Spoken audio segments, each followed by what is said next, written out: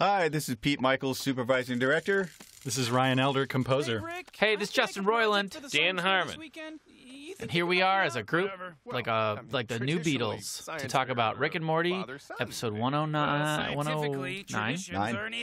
The Needful Wicked This Way Comes. I'm so used to it just being called Needful Things. So I lived with it for months as Needful Things. Yeah, Dad. I think this is. I haven't obsessively watched season 1 enough to, and I probably never will, but I think this might be my favorite episode for weird, structural reasons. I love this one, man. Directed by the talented John Rice.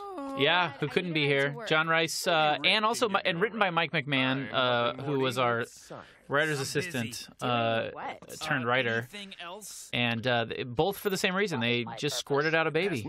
And they're having to deal with that mess. Congratulations, guys. Congratulations. And storyboards by Dan O'Connor and Scott Alberts. Yeah. Hey, who did this theme song? Yeah, what jokester made this theme song? Anyone know? Well, me and you, Justin.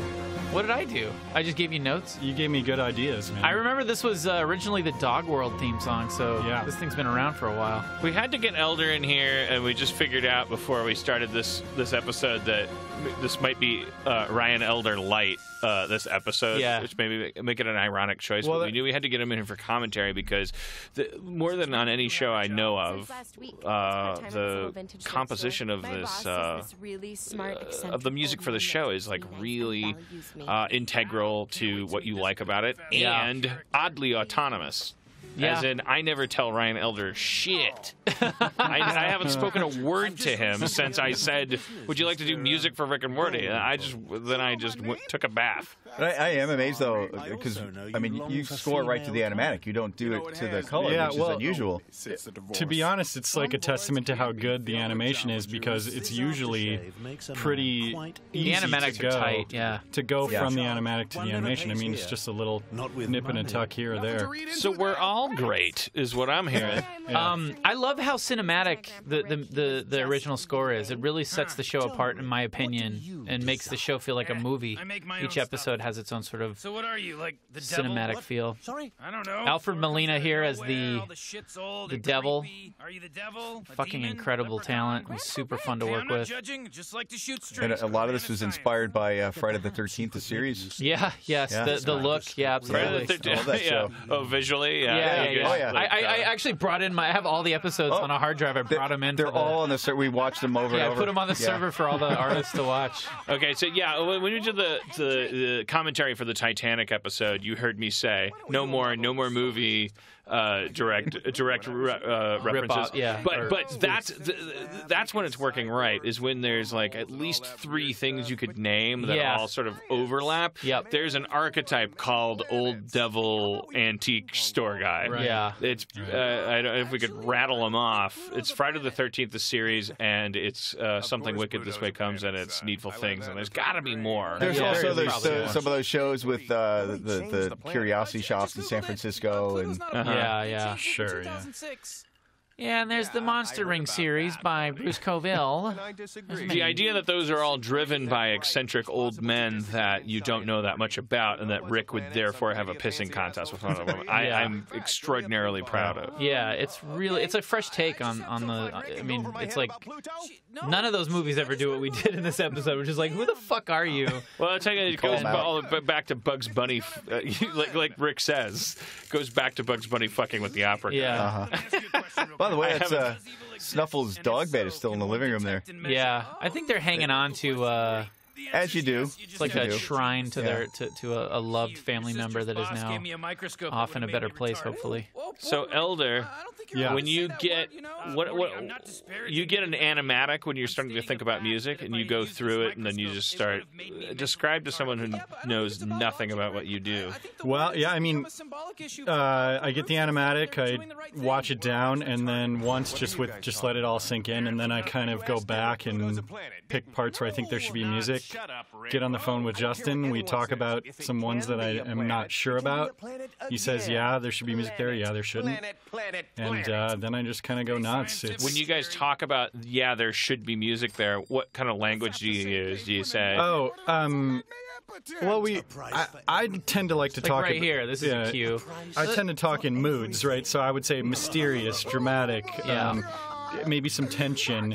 And sometimes he'll write a cue for a scene just to let's just try something, and then I ultimately won't use it just because whenever a cue is too, and you taught me this on the pilot and other things, like whenever a cue is too noticeable or too big for the scene, then it's not. Yeah, it should be like this is a sexist analogy I used to use, but. To develop this makeup on a pretty girl, like you're not supposed to notice it. As soon as you can, as soon as you walk away from someone saying, "Boy, that eyeshadow," then someone has done something wrong. Yeah, I totally agree. That's how I approach it. It's the same with the animation. If you notice things, you want to make sure people know what then we've done our job wrong. This last cue, Moonlight Sonata, was actually the exception to the rule where it was temped in. Most of the show is not temped. I get it with no music at all on it. That particular one had Moonlight Sonata on there, and it was just working so well and so hilarious with Goldenfold reaching this moment. Wait, really quick before we get too far away from it, there was a scene in the garage where we used the word retarded, which is a insane no in television right now. The climate is it's just impossible. Yeah, they just let it through. I didn't actually see a lot of I think it was contextually the way that you wrote that back and forth. It was. Well, that was my experiment. I wanted to shut him down. The beginning of the Friday the 13th where Jason Voorhees runs out of the cabin and there's spotlights around him and SWAT teams come down on ribbons and surround him with machine guns. Yeah. I wanted to do that with the word retarded. I want to see you for the first time in your life. Yeah. Because you've been. There's a lot of opinions about you and a lot of mythology about you. So if S&P had notes, you put your argument in the script. Yeah, it was incredible. Yeah, I don't know. It's not. Yeah. And literally, Rick finally does say, "Well, that's retarded." And the odd thing is, or maybe the uplifting thing is, in that context, no one had a problem with it. Yeah. Which actually does justify maybe some of the activism linguistically that goes on. If you can do that and no one has a problem with it, then maybe that means that they're just weed whacking along the fringes of bad context. I don't know. I think it's also a reflection on Adult Swim and how it's run. There's a lot less cooks in the kitchen over there. I think people don't like bright lights. This is great. This was unexpected, I think, when people watch this the first time. It's like, well, this is shit. I mean, creatively, in terms of the writer's room, this is a weird moment because Rick is not the cause of this. Yeah, exactly. This is a sci-fi conceit that's intruding on. Yeah, when Justin and I were pitching the show to each other, the idea was that the family outside of Rick and Morty represented B stories that would always be domestically grounded. We quickly eschewed that, I think, because we felt comfortable just in general with the property. So we stopped adhering to the strict boundaries. And so, but this is, I think, the only time I can think of where we're just like, sci-fi shit happens sometimes to people that aren't hanging out with Rick Sanchez. And Rich Fulcher here is the king. Fucking amazing. So good, so good. One of my favorite people. Bitch! So great. Really gonna go to his head? Yeah, and then the other thing I want to say before we get too far is that iPad game in the cold open. We got to make that game for real. Jerry's the game. Balloons. Popping Should just the be called Jerry's game. And you just sit there on your iPad and pop as many balloons as you can. Love that. And then just watch the number of balloons you pop to rise. There's no enjoy meters. How high and then can you get that level number? up, and everything's about leveling up. Yeah. Everything's just like this. It's just like this joyless popping of balloons just to see a number get bigger. That'd be so great. Come on, Adult Swim, let's make it. And they don't speed up; they just keep going up floating slowly. from bottom of screen to top. The sad thing is, you could get a 17-year-old kid in Seattle to make that in a night. To turn that around in 6 hours. Yeah, exactly. In a night, you can't get a $7 billion a year corporation to make. We might be able to. We might be able to do it. I'm gonna spearhead that thing. You wait. By the way, one of the things in there, if you might catch it, there's an Emmy award in the shop. Oh yeah, yes. Which I don't know. Who sold their Emmy? Cursed it. I don't know. Yeah, I would love to know what the curse is on it's that. An Emmy. Well, it's an Emmy for you get an Emmy, but you get it for something you didn't know. Opiating 350 million. It's a daytime Emmy. I don't know, $8 million. Yeah. See you at the Olympics. I'd like to think it's an actual Emmy, and then it comes with its own actual curse that we're all familiar with. There's no actual conceit on top of it. I remember the other thing with this episode that I was struggling with at a certain point late in the game, which was like some of these curses. Oh, specifically the boxing glove. So it's later in the episode, being time traveling mittens. I was like, should we want time traveling mittens to exist? I started to like spiral into a logic vortex of. I think that is the moment where people finally started to turn on hating Wubba Lubba Dub Dub. Oh yeah. They didn't hate it anymore quite as much. It'll come back though when they start seeing people wearing T-shirts of Rick's face with talk bubble Wubba Lubba Dub Dub on top. They'll go, fuck this, and then I'll say it's fucking ironic, dude. Morty Smith. I'm Scroopy Noopers. I'm a scientist. Nolan North here, famous video game actor. Y'all know who he is.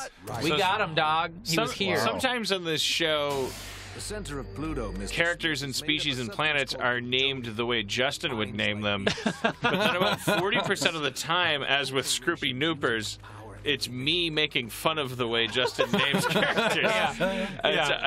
But they just actually, Justin's like a butterfly that has had a wooden butterfly of the opposite gender placed in its tank. He actually will just look at Scroopy Noopers and go, yeah, that's great. But the rich Plutonians won't wait. And I can't tell the difference. I don't even know. Scroopy Noopers, flippy nips. Flip, flop, Who did what? Well, they seem to be the only ones that actually wear any different clothes, except for the tuxedos. Meteor, and finally, Again, Nolan North was everyone in your family too an perfect for this Sure, me character. and my dad are. So great. well, Gotta I work like with that these that guy guys more. have crosses for eyes. Yeah, it's so Yeah, cool. that made it a little difficult to get some eye direction out of them. You know, the thing is, my dad. Yeah, it's It was a challenge. It's weird, but I it's love the beautiful cool, though. simplicity of the Plutonians because it feels like they're from Pluto. Yeah. It feels like it's a planet so small that they're very simple. They're like So this was an S&P. frog. This was some S&P dancing. We had to kind of like, and then ultimately they were like, whatever, do what you want. And I'm like, they were really we've already proud of fixed this. it all. Yeah. I don't know how many of us came up with this and in what order and who gets what credit, but I know that I was really proud of this scene. I was excited about it. Yeah. Because yes, it's post Simpsons Monkey Paw, but Yep. the joke is that she uses her 3 wishes to perform CPR. Yeah. To save the devil. We did a little bit of an animation callback to that too, because I worked Oh, on you that. definitely. That's I worked on totally that Simpsons. episode. Yeah, I totally. And when I saw did. it, I was like, "Oh shit, we should call him up and tell him." And then I realized, no, fucking cite your references. That's fair is fair. Yep. There's a Pokeball. And yeah, we all right love there. The Simpsons, so. And I worked Oh on yeah, that there's a every episode, Pokeball. so. There's a Pokeball in the background. Yes. Something they wanted from you. We Even all love Rick. Pokemon I here. was your only friend. All of us. And I get nothing? Okay, I'll And give you one cheese. thing. For some reason, there's cheese. I think this is also one of Spencer Grammer's best episodes from as the a best, voice the actress old because part. she I like had a the lot watching of Fred Well, she was put the most through the ringer. yeah, she had a lot to Yeah. work with here, and she Because she did kind a of, great job. if you read the script on paper, you're not quite sure what's going on between Summer and the Devil and Rick. I don't know if I could explain it. So you have an actor in front of a microphone, and they have the same questions. Yeah. Then they have to be directed by you to create that story. You choose their takes, and she sounds more sensitive here. She sounds less forgiving here. You create it out of nothing. Yeah. And so it's woe be to that actor. He tried to But kill it's an emotional story between this adolescent girl and her grandpa that it is inarticulable. Yeah. And it's great. Yeah, I love it. Nobody can tell I'm high, right? You tried to you sort of tried to articulate it at the end, but Yeah, they both give up I on do that. feel like this is a really important Rick and Summer episode, even more so than the Sex Robot one, where we're really getting into a deeper level of their relationship, which is awesome, and how different it is from Morty and Rick's relationship again. I just got bored. Everybody this out. is great. Just Rick got what he wanted. He's done. That is one of the most Rick moments of in me the show. going like, holy shit, Rick's the greatest character ever created. I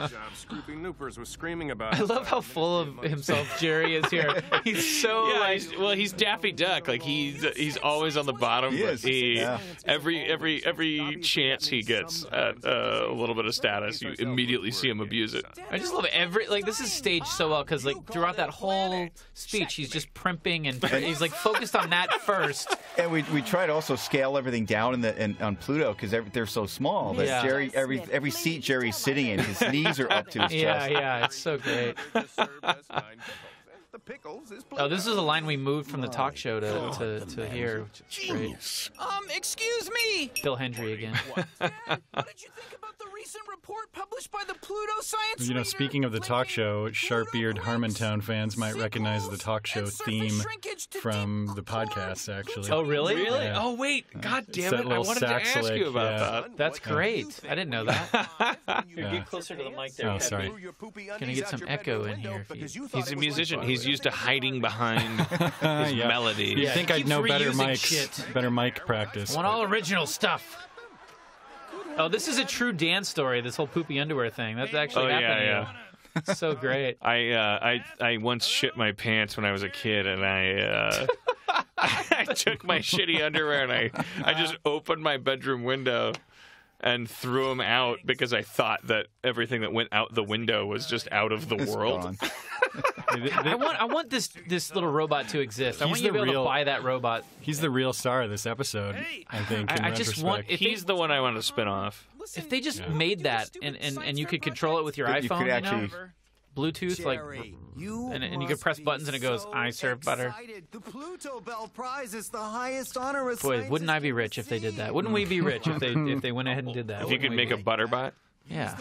Sell it in the store for but that's all he does. $29.99. It's another iteration of me ripping off Hitchhiker's Guide to the Galaxy, like probably an average of 3 times per episode. Douglas Adams has a lawsuit. Hey man, you know what they say? If you're gonna rip it off from the best, baby. Just in the sense that every. Ooh, I just saw a mistake. Oh, never mind. No, you didn't. No, you're right. No. You got me. Nah, I wasn't. You got me. I thought I saw From a that mistake. Gagu that Morty coughs up at the airport in the pilot to the butter robot, the joke that sometimes your life is meaningless and you don't even know it. I know it. That's all Douglas Adams. This guy here knows it. Me. Knock him dead out there, you. Like that little look he gives him back there. Yeah, he looks up like, is he buying it? I'm on board with Jerry. I like that I think Pluto's a planet. These simple frog creatures that are right behind Jerry. You can see these lines in their faces that indicate that they're on a slightly higher tier of frog person. Hey, it's not a planet. I'm an idiot. I love This took a while to get right with the Morty Plutonian and things into the globally compliant Web 4.0. I think you might. Hopefully we caught them all, but I think there's some of these kids that work here at Needful.com. They were still wearing their ID badges in the party in. we got them all. We got them all. Yeah. Oh, they just came from work. You just send it over to the click party. and drag those kids from a the lot of that Needful happens. launch into the party. That's great. Yeah, you got it. That's commentary shit. Yeah. Should have left one of them though. I love that Zuckerberging people. Is that like a phrase? Because I never heard that before. This is that No, something that's well, like. I mean, I just adding love that, ing to anything. I just love that you got Alfred Molina to say what. By the way, I just want to say there was a box of tissues next to Morty, and Dan and I had a conversation, and the compromise was we'll just get rid of the tissues. Yeah. On the Harmon side of this scene, and I'm not sure if I'm right about this, but as intended, there would be no physical implication that he was jerking off. It would be Morty sitting in his room just in front of a computer. The joke being that then after as his dad is leaving, it's like there's all this conversation about like I'm a 14-year-old kid, I'm in my bedroom. What do you? But if you freeze frame on Morty's face when Jerry first opens the door, it's priceless. Yeah. And so I said that to Justin, and Justin said that, and I was like, you're right. Sometimes just because sometimes I have something in my head doesn't mean that that's that's the thing that you need to do. Yeah, that's something that's a lesson I learned pretty early on. Is like knowing when to. Because I'll imagine a room a certain way, and then when I get the thumbnails back, it's all different. But it's like my version is just lateral from what they did. Yeah. So I'm like, it's fine. There's a very fine line between the shit you need to do and the shit that you always wanted to do. Like like when you collaborate with people, you have to. That's the big challenge. Is like, oh shit, is this one of those times when you're just wrong? Like your original thought was wrong, or both parties are right, but a bunch of shit's already been done in one direction. So you're like, okay, that's not. I just listened to what I said for the last 40 seconds. It was the most pretentious stretch of audio you could ever conceive. Fucking capture that shit and make it your ringtone, fool. Sometimes it's hard. Sometimes the hardest thing you do is let someone else do something. Totally, let's do it. Oh, by the way, okay, so Dan O'Connor boarded this sequence, and it's fucking amazing. And he was we originally had a different song. Is awesome. This whole thing is awesome. He put that in, didn't he? Yeah, he put in the DMX song because he's like, because we originally had that like cliched fucking like montage song. I don't know what it was. Well, what if this wasn't an authentic typical DMX song? Like, what if this was just an Elder song? Yeah, with like you improvising lyrics for it. I mean, that's what we were about to have to do. It would have been a big hit. Actually, it would have been great. Yeah, come on, guys, let's get you. We blew a bunch of money and we fucked it. Yeah, that song was not cheap. That DMX song, and it's it was great. Very hard to. It's perfect. I mean, there were several people with full-time, around-the-clock jobs just to get that song cleared. It's perfect for this. I mean, it's worth it. I think. Oh, it's my favorite. And also the absurdity of this ending is so... We pitched this in the room, and I was like... That's why you have to be in the writer's room more. This has to fucking be the ending. And I fought for a while. I mean, I didn't have to fight hard, but I had to keep putting us back in this. I was like, this is too... It's great. We can't change it. Yeah, but I'm telling you, when you're not... That's the thing. Like, you got to be in there more, because... I need to be more. I need to stop being as got mousy. off my desk. I was like, just let's end it just in style. I'm being kind of mousy this season. I gotta like be more. You're being ADD. You think you got other shit to do, but you don't. You need to be in that writer's room. I do. And I will be. I'm. Now's the time for me to be in there more. All right, that was the episode, dog. Now a lot of people are giving a shit for this sequence. On 4chan, I'm reading stuff, and then I'm realizing, the people that hate this are all racist people. like it's all people from the poll board that are like, wait, what do you mean? They're Nazis. They're like, you shouldn't be beating up a Nazi. Right. That's fucked up. What did he do?